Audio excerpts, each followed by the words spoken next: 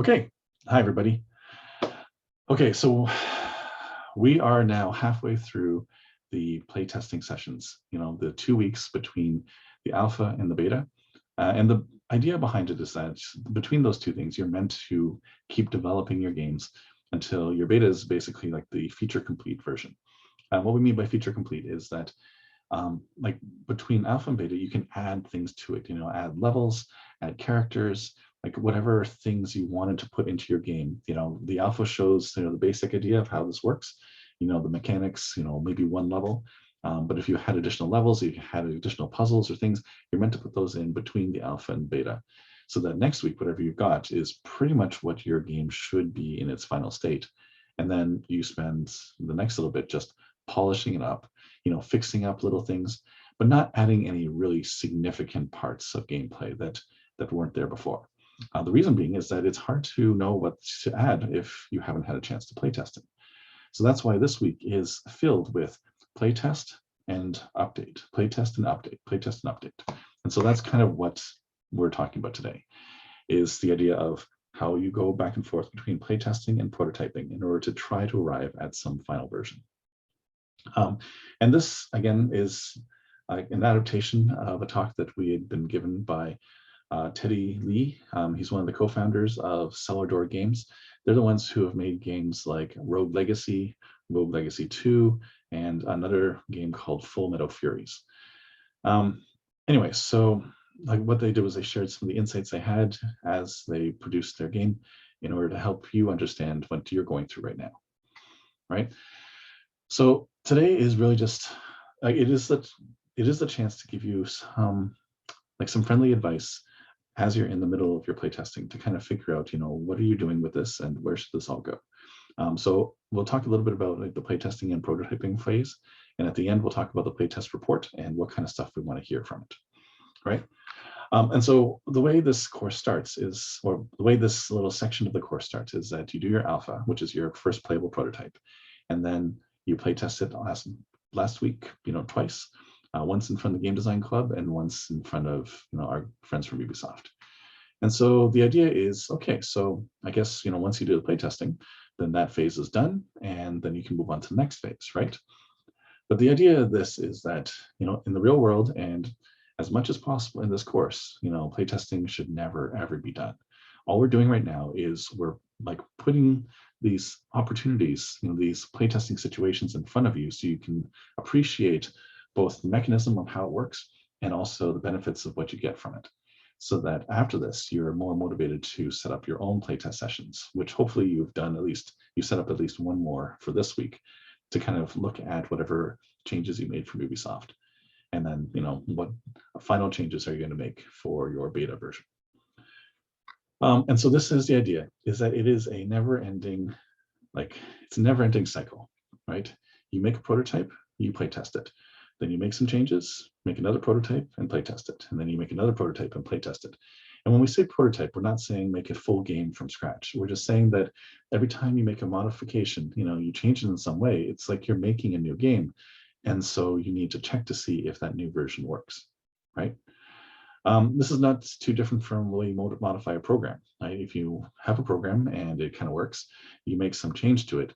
The next stage is like testing both the stuff that you just added and the stuff that was working before, just to make sure that nothing's broken. In this case, broken doesn't mean functionality. Broken means it doesn't play well, or it's not doing what you want. And so this is where we are, right? We're doing playtest sessions in order to be able to figure out kind of what's the state of your game is, and just have it iterate and kind of go from like one version to the next, each time getting closer to what your final game will be. I almost said what you originally wanted it to be, but this is one of those things too, is that in this process, you might find that your game changes considerably. Like one thing that you thought was going to be fun turns out not to be fun when you actually get down to it. And so that's part of this process too, right? That's why we say it's like you're constantly making prototypes, because every new version could be completely different. Anyway, and so the idea is that this is what you're meant to do right now. And so the feedback that you get is supposed to inform what new prototype you're going to make so that you can kind of make a new version and then try that out on people and see if it lands better than your previous version. Not all things need to have this kind of thoughtful, this thoughtful update process. I mean, if you're getting feedback and you want to act on it, that's one thing. But keep in mind that what we're talking about here is not the realm of like quick fix problems. Quick fixes are things where there's like a bug, right? Basically, it's something that causes your feedback to stop. So this could be something where they get to a certain point in the game and the player falls through the geometry and now they can't progress. Might be something where, yeah, so different examples is like a bug that causes things, to break and, like either the game just crashes or the player gets stuck or something else happens that prevents them from being able to play the rest of your game. So they can't get further, no feedback.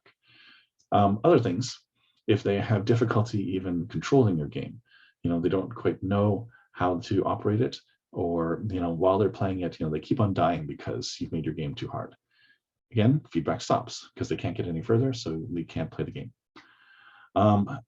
If they're not sure what they're supposed to be doing, or it's not that the controls are bad, it's not that it's too difficult, they just don't know what this game is and don't know what they're supposed to do. That kind of confusion can also stop your feedback because they're not doing what you're expecting. These are examples of things you can fix right away. You do not need to meet in a committee to be able to fix these things. You can just kind of undo some of them. But some, like the last one, do take a little bit of time. Sometimes it's as easy as being able to say, oh, shoot, I realized now you couldn't see this thing. Okay, I'll make it more visible. Some things are quick, but as you go from the top one to the bottom, the changes become a little bit more complex and need a little bit more time to think about. Especially when it comes to the last one. If you're trying to figure out how to fix like an experience where it's a bit confusing, that one, it's not like it's a hard thing to figure out, it's just that it's going to take some time because you need to start doing things at this stage, like introducing tutorials. Tutorials weren't what we asked you to do for the alpha because that wasn't the point. The alpha was meant to be like a slice of what your game could look like, in the middle of its gameplay. But now you have to onboard players, especially this week where you're not dealing with experts in the field. Hopefully the people that you're getting to play test your game this week are just average people, and they need to be able to be introduced to your game, bit by bit through tutorials, right? Where the tutorials introduce them to different parts of your controls, they introduce them to parts of the levels and what the motivation is and why they're playing the game. All that stuff needs to be, if you haven't been creating a tutorial yet, this is probably the time you start looking into it. Usually what you have is an unmanned tutorial. What this means is that you've got a tutorial that will explain the game without your involvement. And so you create something where, you order the experiences, based on what's the most approachable or, how you think, the different controls in your game should be scaffolded. And, you have people figure out as they get through your tutorial how to, not only what the controls are, but how to use them. This is meant to be done in a non-textual way. So one of the things that is we always have to steer people away from is dumping a giant screen that shows all the instructions for the game, right? And people have to memorize like 8 different buttons that they need to press to be able to control their character and make their way through the game. That's never a great way of doing it. I'm not saying that I'm not judging anybody who has done it up to this point, because right now you're just trying to build up the underlying infrastructure. But what I am saying is that, now that we're getting close to the end of this playtesting session, you have a better sense of what things need to go into your tutorial. So now you're actually in a position to do so. And when you do it, do not make it like a dialogue box that basically people have to read to know how to play your game. I can guarantee you, no one's going to read it. This was part of my PhD research, is to find out that non-textual cues are considered to be, an optimal way of instructing players on how to play the game. So yes, no text. What have we suggested in the past? As you get close to something that you can interact with, what pops up is like the key that people are supposed to press if they want to interact with that object. That you have little things like, like something that, grays out most of the screen except for this one little spotlight that allows people to focus on where they need to go or what they need to do. Little arrows that help point them in the direction they need to go.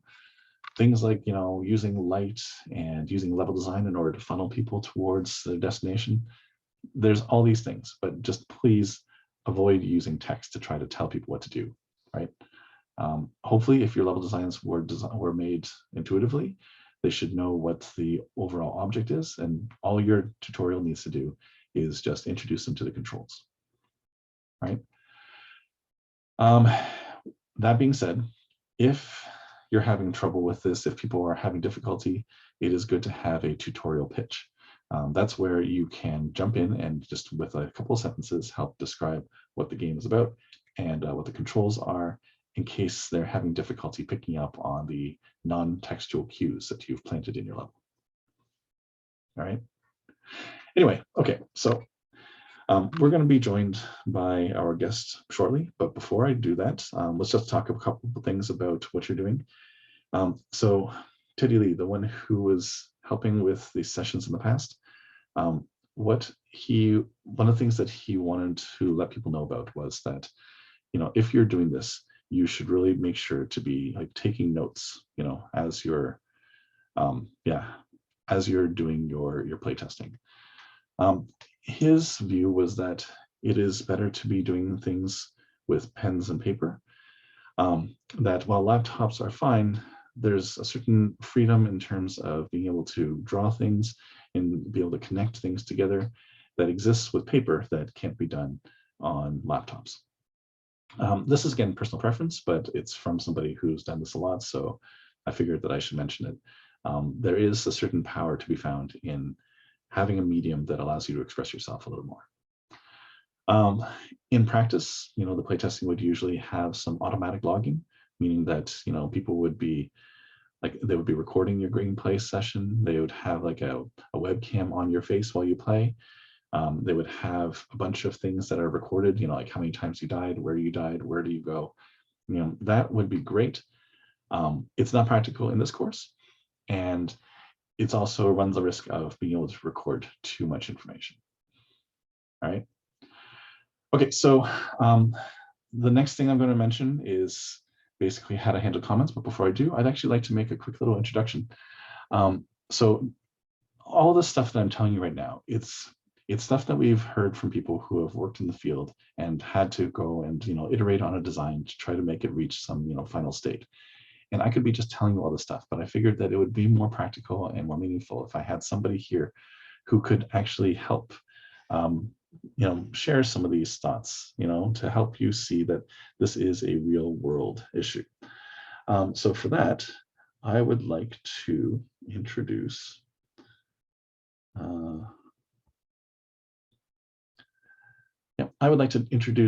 Lindsey. Lindsey, are you here? Yes, I'm here. How's it going? Good. How are you doing? Pretty good. So Lindsey, I guess the only thing I'll use to introduce Lindsey is that I guess we've known each other for a while. Yeah. Lindsey first started to develop games for us as part of the. Wait, did you do the games for seniors first, or did you do the ROM games first? It was Games for Seniors back in 2013. Okay. It's almost 10 years. Almost 10 years, yeah. So we're working on a summer ROP for Games for Seniors. And then I think the summer after that was when we were doing games for the Royal Ontario Museum. Yep. And you were doing like the Flappy Birds for, passenger pigeons. Oh, yeah. Yeah. Anyway, and then Lindsey took 404, but I think you took it in the year. Did you take it in the year where I was on parental leave? I took it the first time it was being offered in the fall semester. So Elias was teaching. Okay. And we did the mobile games version of the class. Yep. So that would have been 2016, because I remember that I took 2015 off and he took over while I was gone. And then when I came back, we each had a section. So yeah, he was the first time that he was teaching in the fall. Anyway, okay. So I don't want to take too much of your time because you've only got a little time with us. But before we get into a few questions for you, can you tell everyone what you're doing now? Yeah, so I'm at a studio owned by 2K down in Silicon Valley. I'm a game designer there. Specifically, I work on gameplay systems. So our departments are split up between level design, they're their own department, and then game systems is the other department, which I'm in. I started back in 2019, and unfortunately, I can't get into specific detail about what I'm working on, but I'm one of the character developers, so I'm given a character and I make the mechanics for them. And I often use the analogy as if I was like a champ designer on League of Legends or a hero designer on Overwatch. That's kind of my job. Nice. Well, you come at a good time because so what we've been talking about is how everyone's in the middle of playtesting, right? It's like this is that 2-week span between their playable prototype and the final version, where we've already done the playtesting with the U of T Game Design Club and the playtesting with Ubisoft. And so this week is kind of the second week of playtesting before they do the final demo next week, or the final in-class demo. Gotcha. So what we've been mostly talking about is like at this stage when you're doing playtesting, it's basically like playtesting and then prototyping and playtesting and then prototyping and just going back and forth until you kind of converge at something. So what I was going to say is, or ask you is this a real thing or am I just, blowing smoke out of my butt? Oh, definitely that. This is all Okay. made up. None of this is real. No. Yeah, iteration is probably the most important part of my job. And one of the skills they don't really teach you until you get into the field is how to understand feedback, because you're going to be getting feedback from a ton of different people. We call them stakeholders, the bigger your company is. So you're going to get feedback from artists, from animators, from audio people, from programmers. And the most important skill, I would say, is being able to take what they're saying, remove your ego from it, because that's a whole other thing. Being like sensitive to certain feedback is something you want to learn to separate, and really understand what they're trying to say. And I see on this slide, there's some feedback that isn't necessarily very good feedback, but you as a designer, it's your job to take what they're saying and translate it into something constructive. And then once you do, it's up to you as the designer whether you want to take that feedback or not, because ultimately it's your vision, it's your design. But you really want to give every piece of feedback some thought, even if it's conveyed in this is literally the worst boss fight ever, which I have gotten similar feedback before, and it was useful, but that's not the best approach to give that feedback. Oh, here, let me reveal what the rest of the slide shows, because this was provided by one of the guys who co-founded Cellar Door Games, the Rogue Legacy people. And what he said was that when he did the playtesting for Rogue, he got these 3 comments, and his feeling was that all 3 of these comments basically were saying the same thing. That even when people say things like, it was okay, or it was the worst, or it was interesting, none of those are particularly warm or receptive comments. And so to him, that basically all of them were basically saying that the boss fight sucked. So anyway, so I just figured, yeah, I'll jump to the end of that slide.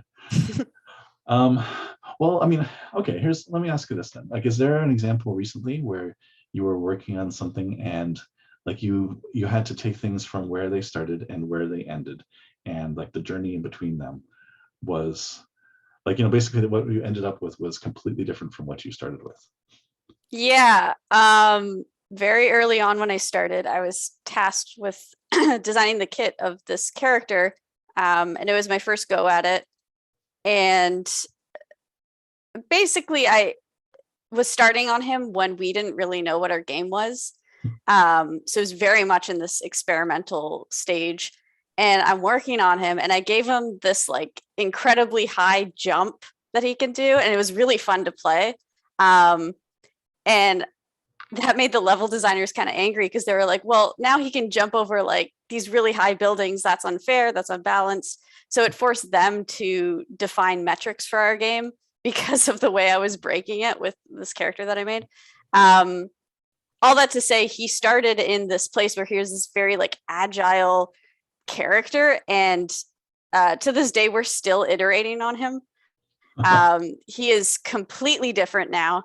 And I'm not even the owner of him anymore. Actually, the priorities were shifted and now someone else owns him. So with that being said, I guess the important lesson there is you will fail. Your ideas will probably suck. If not, they will suck at the beginning. But as long as you're learning things from it, it's not wasted. So my like crappy character design at the start ended up helping the level designers define metrics for the game and be like, okay, we can't have characters doing this because Lindsey made it ridiculous. So yeah, I would just say like changes are going to happen and they're going to be big, but as long as you're taking pieces from it and learning from it and like working towards a good game, then it's not wasted. Mhm. I mean, what kind of people were making you change things in your character at the time? Mostly level designers and other systems designers. They would give feedback like, hey, this doesn't really tonally fit. Let's try these things. Let's iterate on this kit. But we'd also do frequent team-wide playtests, and that was with everyone in the studio. So the other departments would give feedback that was a little more foggy, but again, it was my job to take those foggy bits and make them into, okay, this is what you mean when you say this character feels broken. So it's mostly getting feedback from other designers and then the rest of the team as well. Just making sure that people know that we've got you for about 20 more minutes, and then we have to say bye. Okay, cool. Well, okay, so you can talk about what you're working on now. I guess was the things I guess I want to try to get at first are like, what's the story of someone who had difficulty accepting the playtest feedback they got? Let me think. Or something, or even an example where someone didn't accept it and it turns out they were right to not accept it. Oh, that happens all the time. Yeah. You just have to make sure you check your ego when you think you're right about something. I'm trying to think of a specific example. I made this one mechanic for a different character, and a lot of the designers were apprehensive about it. I wish I could be specific. This is so annoying. That's fine. No worries. A lot of people were apprehensive about it because it was very different from what we usually do. But I had enough confidence in it where I took their feedback. They're like, this is kind of pushing the boundaries. I'm not so sure about this. And I'm like, okay, I've heard you. Here's my backup design in case this doesn't work out, but I really have faith in this. So let's just keep playtesting it. And it ended up working out, and it's still in the game to this day, and people are really happy with it. So I would say, like, follow your initial instincts while still not completely tuning out the feedback that may be counter to your instincts. Always have that in the back of your head, being like, okay, well, what if this doesn't work out? What's my plan B? But I think me as a designer, I've worked a lot on maintaining my vision, because it's very easy to hear a ton of feedback and be like, oh, I should do what they're saying. Oh, no, I should do what they're saying. Like, there are so many people giving their feedback. So it's very important as a designer to maintain your vision without having a big ego around it. So, okay, one question I wanted to just follow up on was, you said you stuck with it, and in the end it worked out. So how did you know it worked out? Like, at what point were you like, whew, okay, I was yeah. Well, at what point was like, okay, this is fine, moving on. No, we have a process at the studio where things get design approved, which is basically where all the other designers play your thing. And if they're all a thumbs up or mostly a thumbs up, then it's like, okay, we're moving forward with this. We like it. It feels good. Let's continue. But I mean, these are all the same people who also had misgivings about what you were doing, right? Yeah. So at some point, like, what was the point where they were like, okay, I'm satisfied now? Like, when did they go from being skeptical to being like on board? It's honestly playtesting. It's very easy to nitpick something before you play it. When you're just like looking at a prototype in isolation, or you're just reading a design spec on paper, it's very easy to be like, oh, I don't think this is going to work. It's very different. But you can't really argue against something when you're playing it and you're enjoying it, because you're basically finding the fun. And once it's found, it's like, okay, there it is. As long as it doesn't break any metrics, or it's like, as long as it's not super unbalanced, then that's all tuning. That's all things that we can work on, but the overall vision is there and it's fun. So you can't really argue against that. Right. So I guess this is one of the things, right? Is that people, like, up to this point, especially when they're doing the design, it's like we have this idea and I think it's going to work this way. But you're right, like until you actually make it, A, you don't know that it's going to work. And B, if you have a vision and you want to prove your, like the detractors wrong, the best way of doing it is like make it and show people and have them say, okay, all right, you're right, I'm wrong. We'll back you up. It's the best feeling too. You're like, see, I told you I was right. Yep. Was there ever a part where you were wrong? Like, you made something and you thought it was going to work and it turns out that no, it's just actually crap. Oh, yeah. Have you been like batting 1,000 so far? Yeah, no, everything I design is perfect. Of course. No, failed designs happen so often that it's not a big deal. Like you just move on. You don't even count it as a failure. It's just part of the process. Mhm. The good thing about having a CS background as a designer, honestly, is that it is so quick to prototype stuff that you don't care if something fails. It's more like you're investigating if it'll work. And when it doesn't, then you're like, okay, moving on. This is what I learned. Let's keep going. Right. So it's not even like I'm keeping track of the wins and failures. It's all just kind of part of one process. Yeah, it's almost like you're like pleasantly surprised whenever it does work and you just keep moving in that direction. But you start exactly. with the assumption it's not going to. So Ethan is asking on the chat, if there's certain things that you look for your player doing while they're playtesting that they don't necessarily vocalize. I mean, it's been harder this semester because everything's been online. So people are playing games through Discord and sharing their webcam. So, I mean, taking the like online playtesting into account. Yeah, that's tough. We're mostly back in office, at least designs, which has honestly been very helpful. Looking at certain things that they do that they don't vocalize. I guess that would equate to reading body language, which is pretty much impossible if they don't have their cameras on or something and they're playtesting. Mm-hmm. I would say listen to gut reactions. So this is verbalizing, but they might not necessarily be saying words. But if they're like, oh, this feels great, or like they're like audibly excited, then you're doing something right. But take that with caution because it might just mean you made something that's like niche to that player only, or maybe it's super broken and overpowered because that feels fun, but that's not necessarily good for your game. I don't know. That's very tough over Zoom. It's kind of like you have to, if there's no body language to read, you kind of have to go with the tone of their voice and everything. That's tough, right? I know, like, yeah, teaching online and not being able to look at people's faces as you're teaching them. It's like, I have no idea if this is working or not, but okay, let's just keep going. Oh man, giving presentations over Zoom. I had to do that for some design pitches and you're just talking and you have no idea if people on the other side are excited about this or not until you're done. Yeah. Well, I mean, I'm teaching things like, oh, here's like Booth's algorithm, and okay, well, you know what? Let's just hope this is working. If not, they're just gonna go back and rewatch the video. Well, okay. Well, until you went back into the office, there had to have been some testing that was done like online, right? Yep. What was it all just the same thing? Like you basically send someone like a build and then they play it and you just kind of watch them over the webcam and try to intuit? No, so it's not even that. It's we as designers, we're playing it with them. Okay. So it's not like we're watching people like a focus group or something. We have like this set time where everyone playtests the game at the same time. And over Zoom, it was a lot of relying on feedback surveys, which is not my favorite way of getting feedback because a lot of the time people are like a little bit lazy with filling out surveys, or when they see like a number scale, they're like, oh, I'll pick 3 because it's between 1 and 5. And that really doesn't tell you anything. Right. I think the most useful playtest that we've done so far is when they're small, like when we do designer only playtests. That's where we're all playing the game at the same time. We're all on a Zoom call and we're all talking as we're playing, like constantly.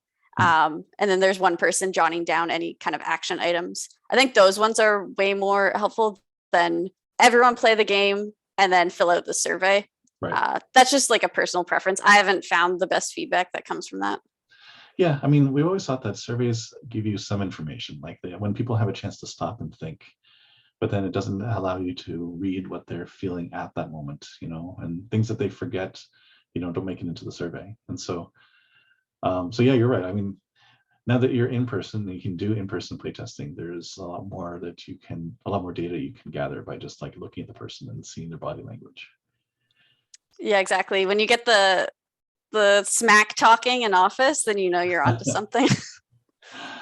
Well, okay. I mean, so is there an example of, because I've been mostly just prompting you on like things where you've seen something go wrong or something where someone didn't take playtesting feedback. Is there an example that, going into today you were thinking about, in terms of sharing with the class? Like something that you were prototyping or something where like you had to see it through from beginning to end? Honestly, it was probably the first character that I worked on that I'd mentioned, where it was the biggest wake up call, which was I made all the mechanics for him, everything, and then we scrapped the entire thing. And that was very early on in my game design career. How'd that feel? And it was a reality check. It was I felt terrible, even though no one like made me feel terrible about it. I thought I had failed, and they're like, "Lindsey, calm down. Like this happens all the time." I would say, yeah, the biggest takeaway is just your failures aren't failures. No one's out keeping track of, oh, Lindsey didn't come up with like a good idea this week, so we're gonna hold that against her. Mm-hmm. The other thing is, I think with game design specifically, everyone thinks that being the person with the good ideas is the most important, which honestly is not true. Ideas are very like pretty easy to come by. And I think as a designer, more important than ideas is the technical chops to like prototype your ideas so that you can sell them to people. Because you're a bit of a salesperson as well. You're trying to get people on board. And if you have the background to be able to be like, here's a spec that I think is good. Here's the prototype where you can actually like see for yourself if it's good. I think those two skills are really important. That's true. Yeah, because there's a lot of people who like they might have had a great idea, but they couldn't sell it or they couldn't present it well enough for people to really get it. And so, yeah, it became one of those things where we would have to you don't have to intervene to say like, actually, this is a good idea, even if this person is terrible at telling us why. Yeah, presentation skills also matter, which I've struggled with. You can sometimes get people on board just through the prototype only, so you don't have to kind of verbally sell it on them. They can just play it and feel that it's good. But yeah, presentation skills, and then also people skills as well, because I'm constantly working with animators, audio people, VFX programmers, like all different kinds of people, and knowing how to speak their language, like what kind of things they're looking for in your designs, what specifics they want. A lot of the time programmers want very detailed specs, so they're not doing a lot of guesswork. Animators like to collaborate with you a lot. They like to know the kind of tone that you're going for with a character. So people skills as well. Well, I mean, it's the reason why 404 is in the state that it's in, right? It's why we do presentations every couple of weeks instead of just submitting something. And it's why we have the groups are, the combination of OCAD and U of T, and now it's faculty of music students as well. So, just the ability to speak other people's languages and the ability to be able to present your idea, multiple times until you kind of get used to how to sell it. Yeah. Everyone thinks it's all just about like the software engineering or the HCI stuff, but no, that's like a support item. No, it's a lot of being a salesperson, honestly. Well, okay, so you've been in this course, where people are right now, like they've been developing, like they demoed their alpha, their playable prototype, and then right now they're just working towards like their major build. It's probably like the last couple of sprints, between now and when presentations happen next week. What's the biggest danger that people have at this point? Like the easiest pitfall to fall into right now? Not speaking from experience at all, but last minute major changes are never a good idea at this stage. I know that's kind of counterintuitive because you're still getting feedback from like important people, I assume. And you're probably going to want to like take action on big pieces of feedback. But at this stage, honestly, just focus on polish. Whatever you have, just polish the crap out of it, whether it's like UI support. A lot of the time I see with these projects, UI gets kind of pushed and pushed and pushed until it's like not even visible in your game at all. Sound as well. Like you probably have the bones of your game already up, and it's just about really selling that now and polishing it and not doing any big game changes to it. I mean, we've got about 2 weeks after next week's presentation for the polish and all that stuff. Basically say that next week, whatever you've got is your game. It's like your feature complete game. And you just polish everything until it shines. Yeah, but okay. Okay, one last question then. What was the, when you were taking the course, what was the things that plagued your group? Was your group great, or did it have any problems? And I promise not to tell anyone. I don't know if everyone else will keep the secret. No, our group was not perfect. It was nearly perfect. There was some butting of heads where group members kind of left the group. This is so cryptic. It's mostly, early on we realized that there was people in the group that really valued this course and really wanted to do well because they wanted to go into games. And then there was people where they took this as like a last minute credit. And they didn't, they kept accepting responsibility without following through on the things they were going to make. So eventually we're like, we're just going to give you the really easy tasks, do them on your own time. If they don't get done, whatever. And then we kept the like kind of core tasks to ourselves. That was something we had to figure out early on, because if you don't figure that out right away, then you're going to be assigning crucial tasks to someone that this isn't a priority for them. They're not going to get it done. Right. That was our major roadblock. And then the fact that we were the test class for it being mobile games, which mobile games are a whole other beast to tackle. That just as a course was a different experience. Yeah, you're right. And actually is a good point, though. I've never really made an announcement about this, but this is about the time when you're going to find tensions between you and your group mates. Not because you aren't great people or that you haven't worked together well up to this point, but it's like living with somebody. Like you live with someone for the first little bit, it's great, and then like that's when you start to realize that they never clean up their dishes, or they're always like leaving a mess in the bathroom, and those little things start to bother you. Communication at this point. Communication at this point is like a key to being able to say, look, we're in this thing together. We're in the same boat, right? We like sail together or we sink together. So let's talk about what's not going well and figure out a plan, and let's be honest about what our expectations are and what our abilities are, and like do the best that we can with the time that's available.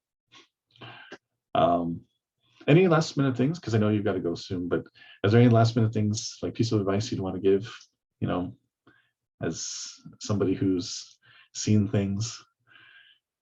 Yeah, for sure. I guess for people that are interested in working at a big studio, I've interviewed a lot of potential game design candidates.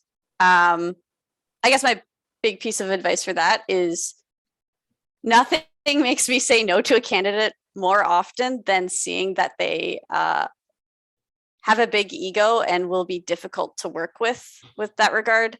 I'm sure there's some studios where they idolize certain designers and ego comes along with that, and they're like, oh, it's okay, they have great ideas, we're still going to hire them. But there's a lot of studios appearing that if you're not very solid on your soft skills and your people skills, you will not be successful. I've interviewed candidates where we'll be like working on an idea together in the interview, and they'll shut down my ideas and they'll be like, no, I think we should go with this. And then you can just kind of tell that they have this big ego about them and they'd be difficult to work with. So really check yourself on that and make sure that you're a good person to work with. Solicit feedback from your teammates in this course and see, hey, like, how did I do under stressful situations? Was I a nightmare to work with? Was I decently pleasant? Yeah, I'd say that's like kind of my biggest piece of advice. Mhm. Yeah, because there's peer evaluations at the end, but it's sometimes helpful to know what people are going, like how do peer evaluations work? Like what kind of things are we going to ask people to look at when evaluating each other? And I mean, the big egos, I can see them sometimes, but usually it's they're like, like the hotshot producer that's had like success after success for like 10 years. And so they have big egos because they've kind of earned it, I guess, because they're rock stars now, right? But I guess those are also the other people who, if they make a mistake, then they can't be forgiven. Whereas, you're expected to make mistakes all the time, right? It's supposed to be like, yeah, you fail all the time. And occasionally you make something that works and, wash, rinse, repeat until everything works. Yeah, So, exactly. The status comes with higher expectations too, I would say. Yeah. Yeah. Well, okay, so I know it's at the end of our time together. Just wanted to say thanks for stepping in and, giving us kind of that real world slice to help reinforce what we're trying to talk about today. And as always, it's good to see you. So yeah, for sure. the one thing I'm gonna miss about doing these courses online is not being able to do like this as naturally, right? Oh yeah, you guys are you going in person next semester? Well, technically we're kind of returning even now, but yeah, and by the time if we get to the fall, yeah, I think that's we're gonna be back in person again. So maybe we'll get you in on another Zoom call and then just project you up on the front of the screen or something. Some like giant face. Yeah, sure. I don't know what the future's gonna hold, but thank you. But yes, thank you very much for coming and for taking part today. Yeah, thanks for having me. Good luck, everyone. Awesome. All right. Right. Remove pin.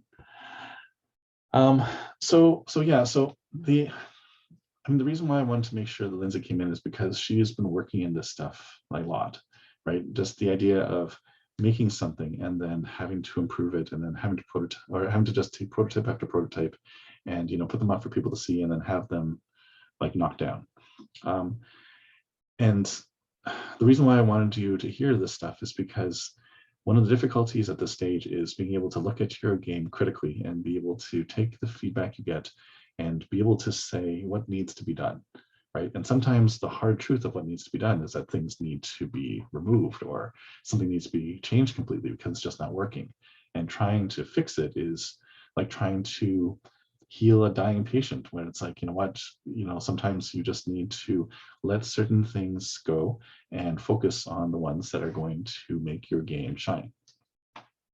So this is supposed to be like when the Celebratory Games people came, they were talking about how these comments all basically say the same thing, right? Because when people are playing against your boss, you want to hear them say like, oh, this was great, this has this thing, or to be able to describe what works and what doesn't. But you get things which are like Yelp review bad, right?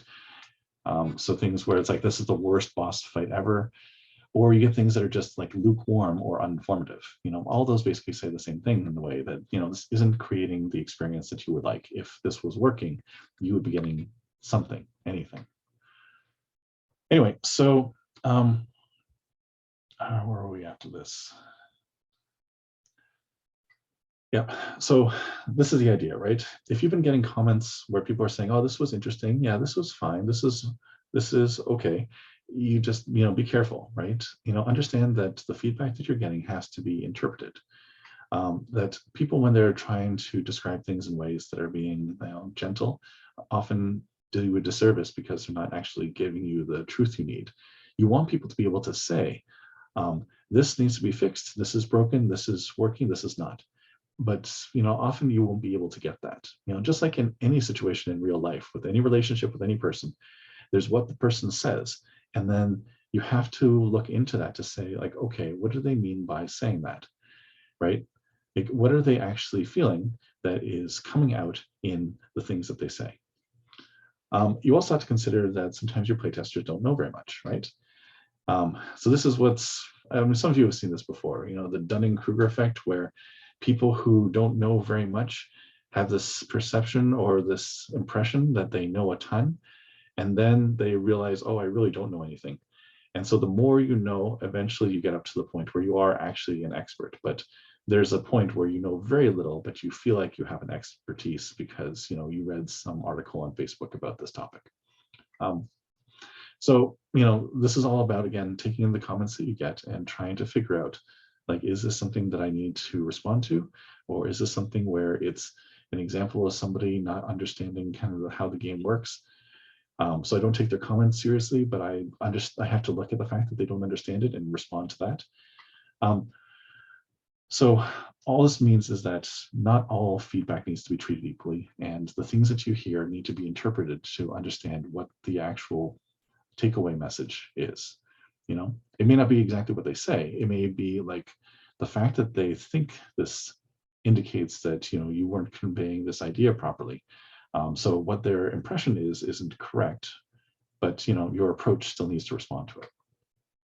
So this all gets back to the idea of like how you handle criticism, and why Lindsey was repeating multiple times how you need to kind of keep your ego. You have to check your ego at the door when you're going into playtesting. Hopefully at this point people are better at it. I got to say that this class has actually been pretty good. We've had classes in the past where people get borderline combative when they hear somebody criticize their work, right? Because this has been a labor of love, and people don't like it when you tell them that their baby is ugly. And so in this situation, like, you need to be able to hear these things and be able to roll with it, and accept that, not just don't react, but understand where they're coming from and realize that every bit of feedback is useful, even if the actual message isn't. And so, this is just something where it takes practice, right? So what the people from Sourdough Games said is, when you're doing these playtest sessions, it's always good to write down everything that was said and put together a report, and then put that report down and walk away, because it can be tempting to look at these things and say, like, this person really doesn't understand what they're doing. I can't believe it. You need to be able to say, okay. I'm going to go, I'm going to make myself a sandwich. And then when I come back, I'm going to look at this, and I'm going to have had a chance to sort of step away, and, the things that I read will be easier to accept. And then also you can look at it with an objective eye to say, where are they coming from? What are they saying? Is the stuff that they're saying valid? If it's not valid, why isn't it? What am I doing that's helping create a situation where someone's got the wrong idea of what my game is, right? Either way, like Lindsey said, you need to be able to separate, criticism of your game from criticism of you, right? That, we are all trying to say things to help make your game better. And while we appreciate that everyone in this class is a unique and precious snowflake, we don't want to we're not commenting on you, the designer. We're just trying to say what's working and what's not working in your game. So we basically say, often they would suggest, giving yourself some time to stop and think about it before you decide what your response is going to be. We also say that because what we tried to set up for last week was large groups of playtesters, that the reason for this is because if you only have a handful of playtesters, then there's this danger of overfitting, right? So one or two people, like, they might select certain things, but that doesn't mean that they're the audience.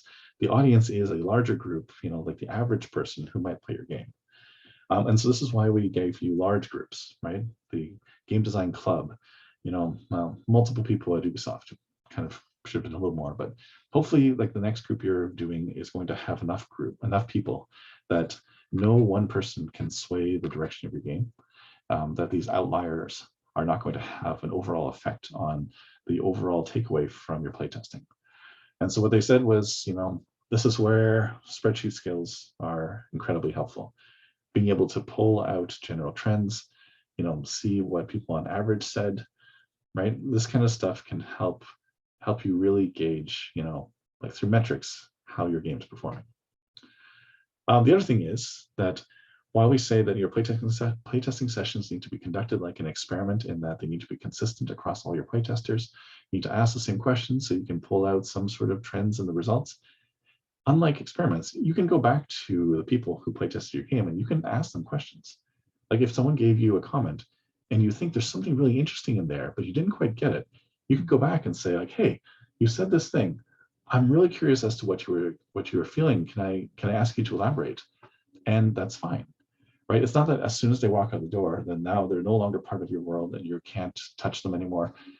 Your game is growing. You have the ability to go and check on these people, just at least to get a further insight on a comment that you think has some promise to it. And it's better than just trying to interpret what they said and kind of walking away. I mean, the interpretation is necessary because you need to be able to separate the emotion from the content in the playtest comments you get. But if you do have some opportunities to go back and get more information is always better than trying to figure out what people mean. But sometimes you don't have that luxury. Sometimes people fill out your game, like the game design club people might have filled out your survey, not left their name, and you have only the data to try to interpret. There, you have to try to figure out, what does the data mean, right? And it's not always that high ratings are good, low ratings are bad. But like Lindsey was saying, sometimes, you get a great evaluation because your player is overpowered, not because that's necessarily like the good design on your part. So this is where, in the Celebrate games, people wanted to show this. So what was going on here was that there were some data analysts who I think during World War II were taking a look at some of the planes to see, where did the anti-aircraft, like when people were trying to shoot at their bomber planes, where do they tend to hit them? And so when they came back, they found this, this was the pattern of where they found bullet holes in the plane. What do you take from this? When you look at this data, what does it tell you? Because they were trying to figure out what part of the plane should we put extra armor on in order to make sure they don't get shot down. So when you see this is the data they collected in terms of where they found bullet holes in the plane. What does it tell you? What parts of the plane should have extra armor put on them? The wings is one thought, yeah. Because when you look at it, there's a lot of bullet holes here. There's a lot of bullet holes here, So yeah, the feeling is where you see a lot of red, that's where you want to put some armor on, right? In order to try to make sure that you protect the areas that get shot the most. Any other thoughts though?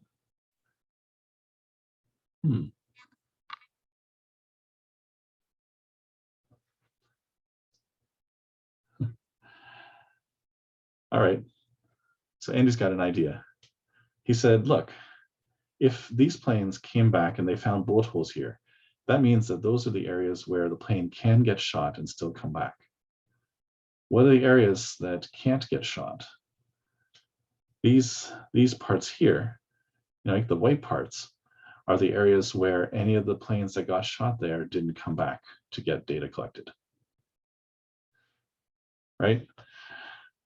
So this is this idea that you look at the data and you see certain things, right? Like you're trying to figure out where do we put armor on?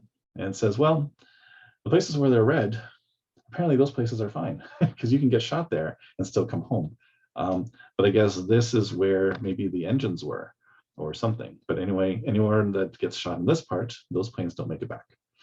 So the idea is that you need to be able to look at the feedback you get and understand what it actually means and how to interpret it, right? There's kind of the initial response, but then there's like a deeper thought that when you look at something more, you can realize that the data is actually trying to tell you something. And so one of the examples they gave was, they were making Full Metal Furies. I think they had just finished it by the time he came to give this talk. And a lot of the comments that he got were, you need to make this thing easier, right? Because, they found it was, well, okay, let's just say that that's the only comment they got, right? We're not going to try to interpolate what that means just yet. But they got this comment a lot, make it easier.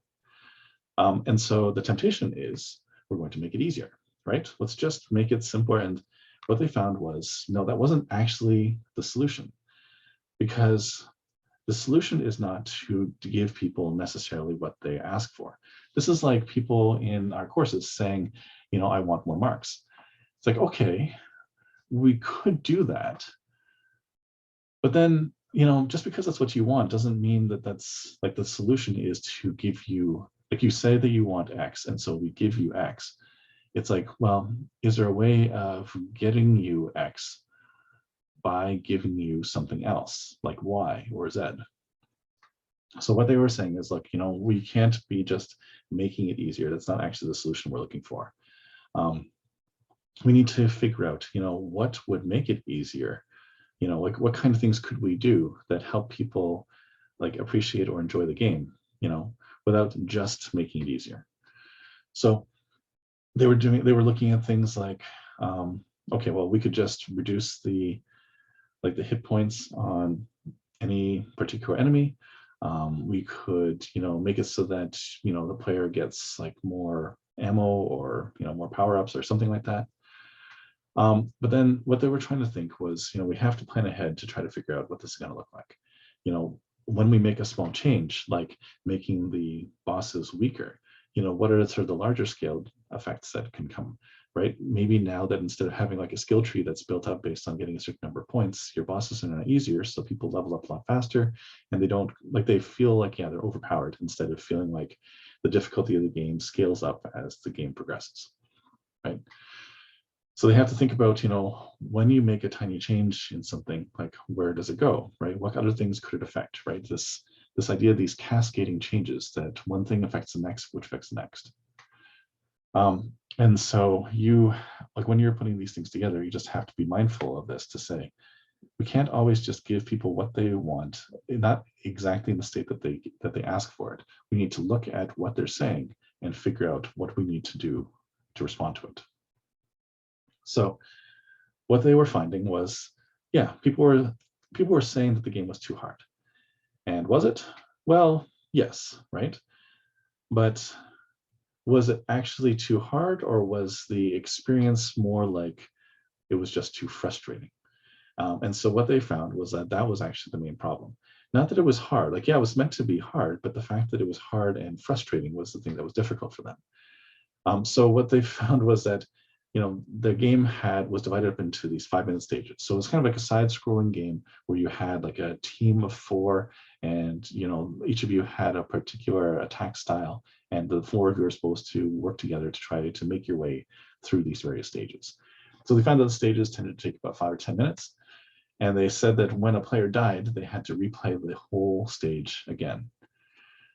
And this turned out to be too onerous for most of the players, that they didn't want to have to go through the entire thing, because having to restart after investing like 5 minutes into a level was the source of the frustration.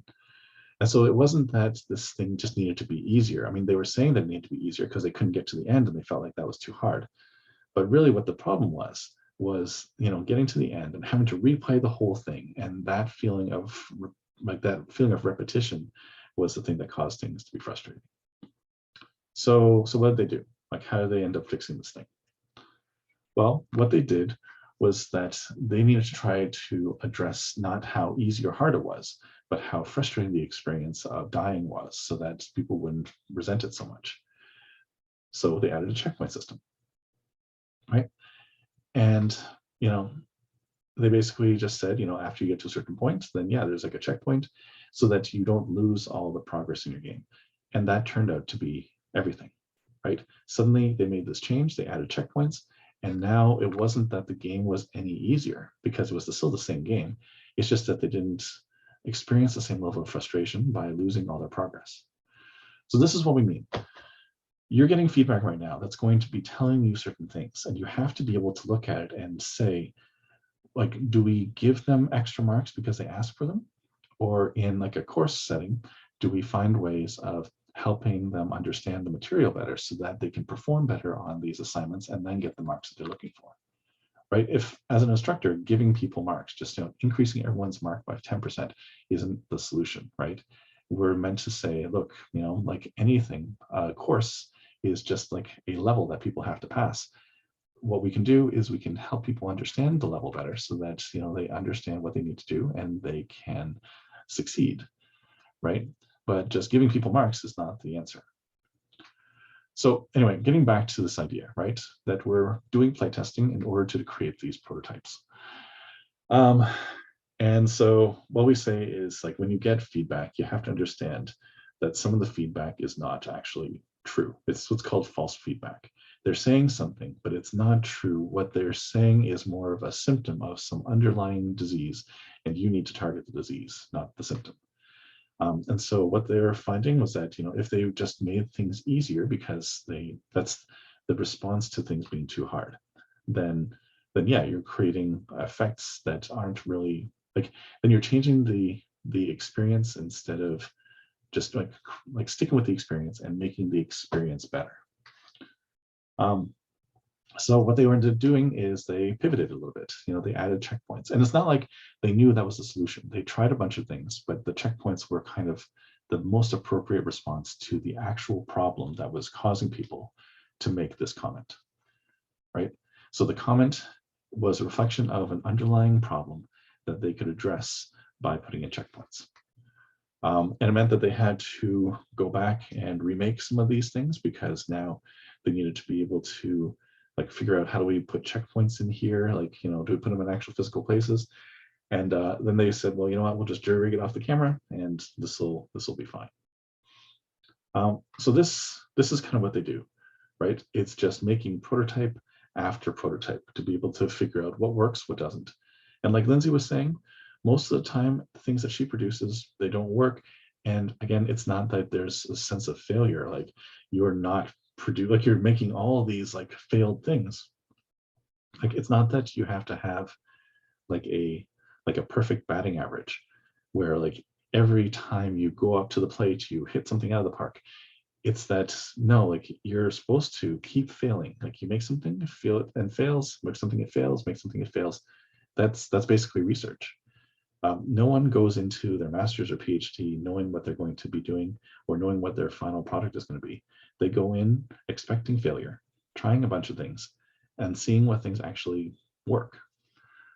With my music generation research, we were trying to compose original music by training off of some previous composers' pieces, and then try to figure out what's going to create original music in that style. And we tried a bunch of things that didn't work before we found something that did. We used to do 3D terrain generation for games, so that would train off of existing game levels and then create other terrain that matches the source. We went for about 7 months of failure after failure until the 8th month we finally figured out something that worked. This is the idea behind your games, right? You have to expect failure and not get too attached to the things you made, because their purpose is to help you see what works and what doesn't, so that the ones that fail can go off into oblivion and the things that succeed can stick around for the remainder of the course.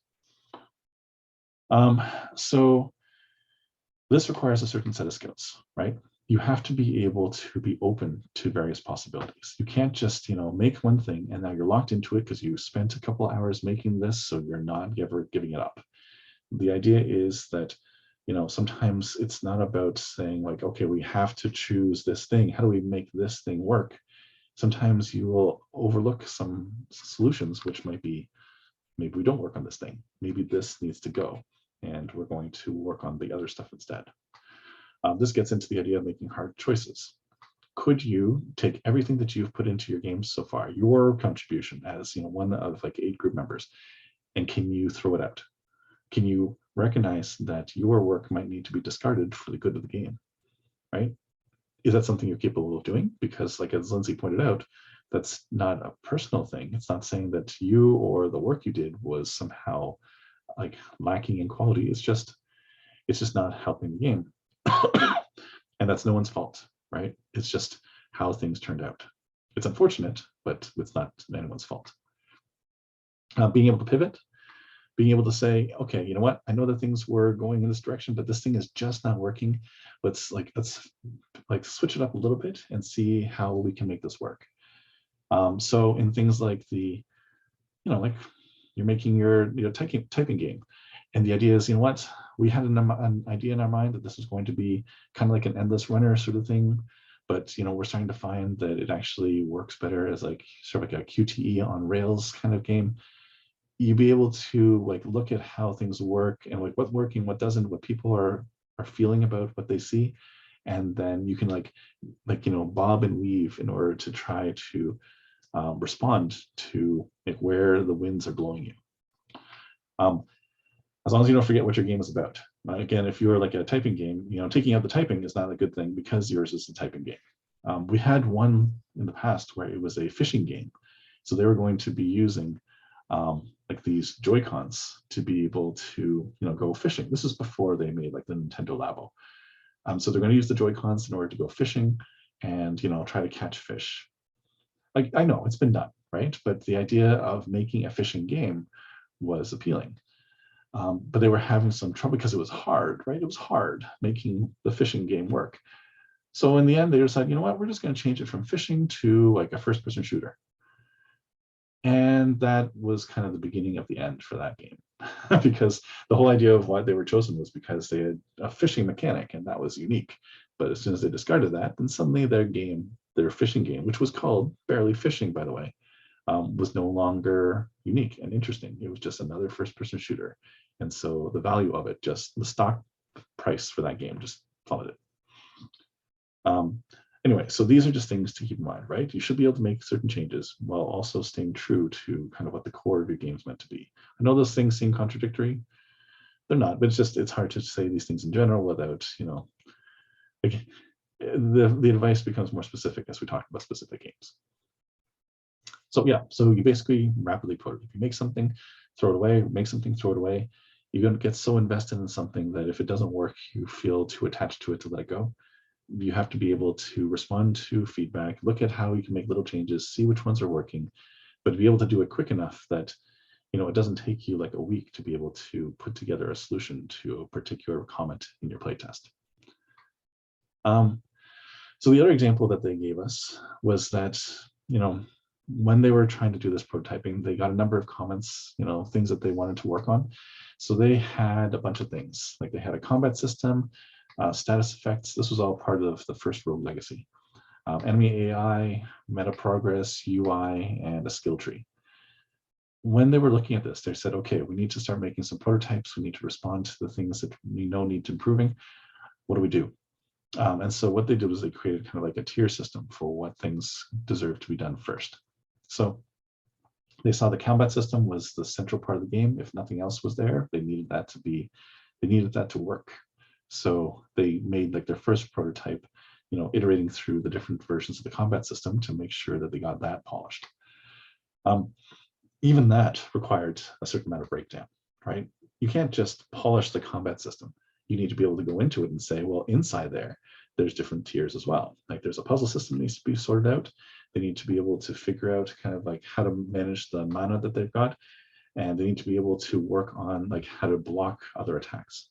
So these were things that even they prioritized, the high level tasks. And then within those things, they would prioritize, the subtasks that goes inside of them. Where's all this going? We're mostly just trying to say that when you're making a prototype, it's not about trying to get something that ultimately works. This is all about experimentation, right? It's iteration. It's trying things that you have as much expectation might fail as might succeed, right? It's not that everything that you do is going to make your game better. Sometimes you'll make something and realize that's not improving. You are going to spend time working on things that aren't going to work, right? And that's okay. The main idea is that you never stop moving. Like you're always iterating, you're always trying to like figure out the next thing. And every move you make, even if it's failure, it doesn't set you back. It just means that you keep trying until you find the things that actually do seem to work. And so we do this rapidly, and you can actually go through possible solutions quickly and figure out of like 3 different solutions that we proposed. It's not like you have a problem and there's a solution. There's a problem and there's 3 different solutions. You can try all 3 and figure out which one works and then get rid of the other 2. And this is the approach of picking the best thing, not just the first thing. This is why we say when you came up with game ideas, don't just propose the first idea that comes to mind. We ask you for 2 or 3 to get you thinking about different ideas so we can figure out which one's the best. And as a way of kind of illustrating this, one of the things that they, like the Cellar Games people, were advocating was having some of the elements of your game be parameterized. That is, like, you've got things like speed and health that are represented as a number, and then you can just adjust those numbers without having to go deep into your scripts to update the game. So what they did was they actually had a file that had, all the different values that kind of defined how high things could jump, how strong things were, like how many hit points your main character had versus, the opponents. And all those things were in one part of the code where they were just, these values. And you can see that what they did was that they went through a ton of different values. They would just keep tweaking and tuning to see what values caused this thing to feel good. But by putting it in this format, it made it really easy for them to tune their game until they got the kind of experience that they were looking for.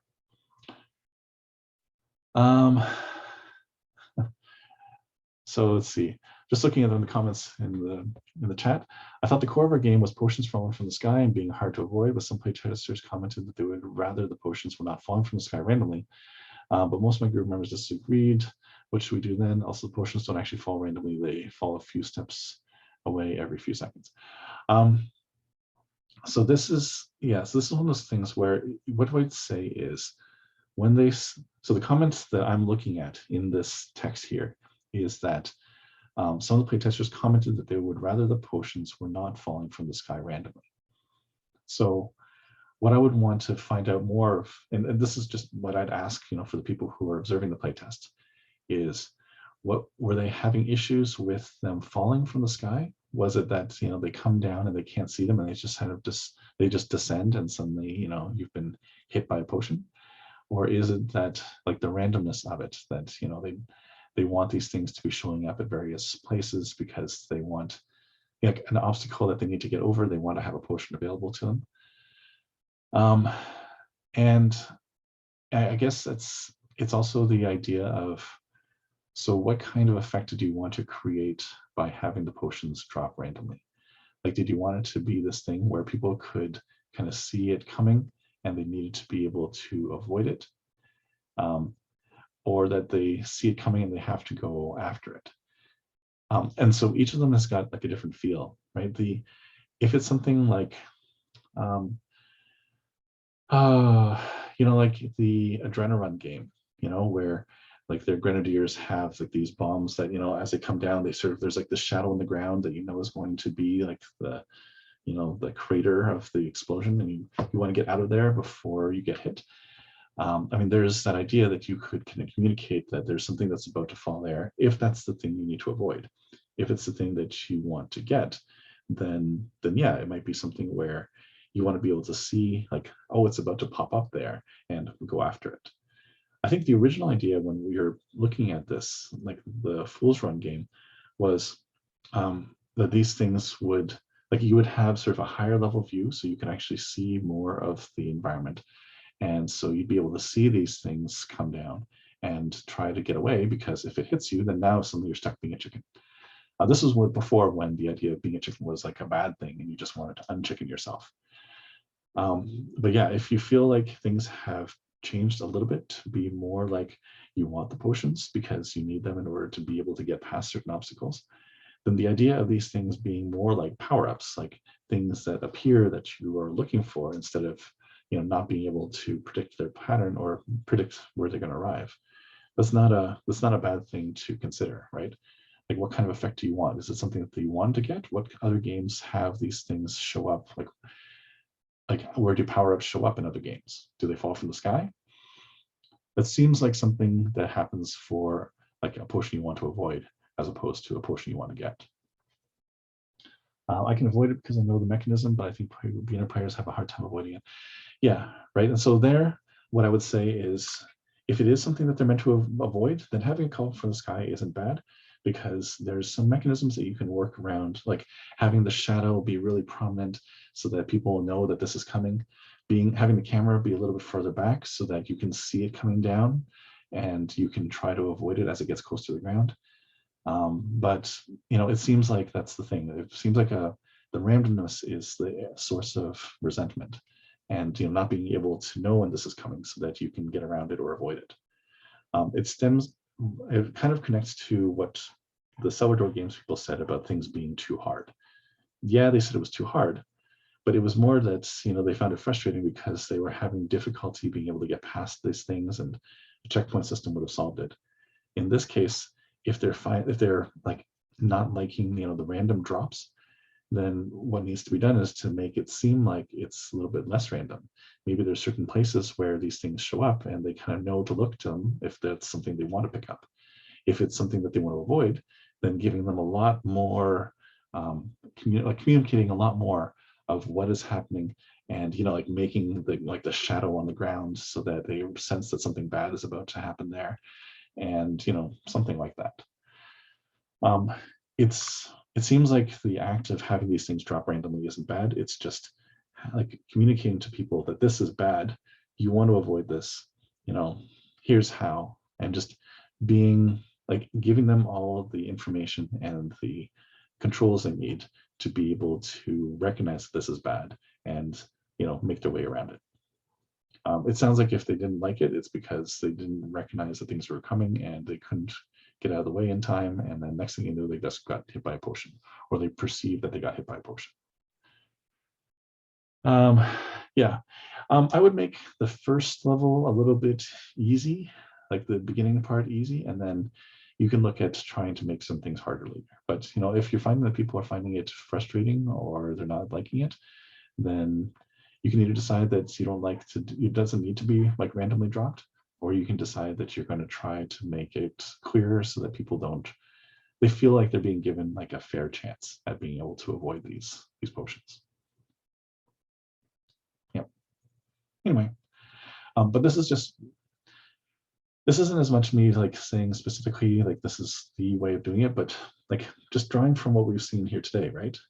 People make comments, but the comments that they say, it's not that you take their comments and you do the opposite in order to fix it. Like you don't just say, okay, well, we're not going to make them drop from the sky anymore, right? That'll fix this person's problem. It's like, yes, maybe, but maybe what they don't get is how they're meant to figure out how to avoid it. Like maybe they don't either realize that these things are bad, they need to avoid it. Maybe they realize they're bad, but they don't feel they're getting enough information to be able to avoid it. Or they get the information, but they're not, like their controls aren't, they're not tight enough for them to be able to get out of the way in time, right? So the answer is not to take the comment that you got and do the opposite to fix it, but rather to think about, like what is it that they're not getting that's making them resent this part of your game. Anyway, where's all this going? In the end, this is mostly to help you make a good game, right? And so if you're doing all this, if you're following these directives and you're doing the playtesting and you're internalizing the feedback you're getting and you're figuring out what it all means, then that's great. The reason why we have a deliverable at the end, the playtesting report, is just to make sure, right? It's like if we don't assign marks to something, then why would you do it? That's the whole idea. So playtesting reports are things that occur especially when a lot of playtesting has happened and you need to be able to communicate it to your high up stakeholders to show that you did the due diligence of testing for a bunch of people. And these are the results we got, and this is what we did in response.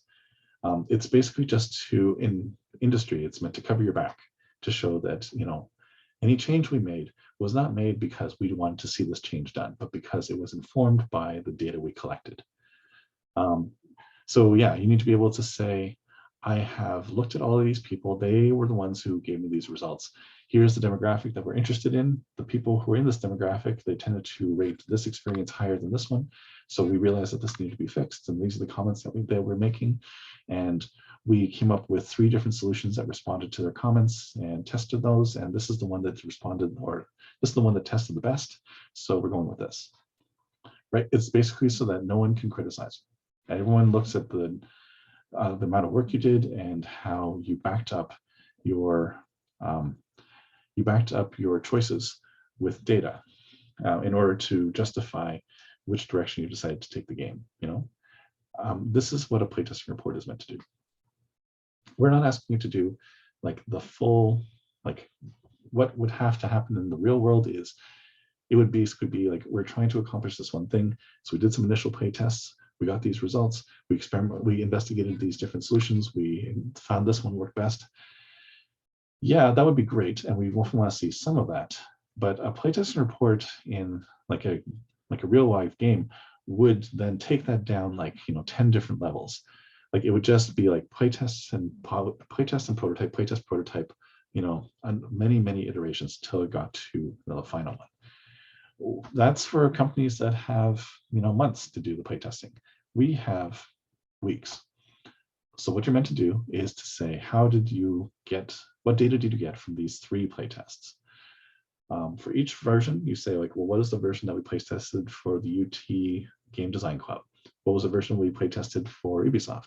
What was the version that we play tested for our like friends and family? And then from there, you try to say, okay, what is the summary of the feedback you got? And based on that, what the analysis was in terms of the numerical values, in terms of the comments you got, and then what you ended up doing to update your game. Again, if you were the person who got a comment that says you don't like potions dropping randomly, you have to say, well, the reason why, like we interpreted this to mean that they didn't like the random aspect of it. And so we made sure that these things fell in, certain predictable locations. And you can back that up to say like, this was done because when we looked at how people responded, the difficulty that they had was just knowing where these things were coming. And so they didn't know where to avoid, or, they wanted to catch these things, but they didn't know where to look. And so the randomness is obviously something that they didn't respond well to, right? So basically you want to be able to back up whatever changes you made off of your data. And that's the main thing we want to see, right? We want to see that you made some changes between the last demo and next week's demo, but the changes you made were informed by the feedback you got from your playtesters. Not to say that you did everything playtesters said, but at least that you considered what they said and used that to help you figure out what needed to be changed, even if you made a change that's different from what they would have wanted. In terms of what you put into it, this is not meant to be some giant report, not like your design document. That's like the large thing that encompasses your entire game in a single document. Everything that we're asking you to do here is everything that you should already have done anyway, right? You should have already collected some data.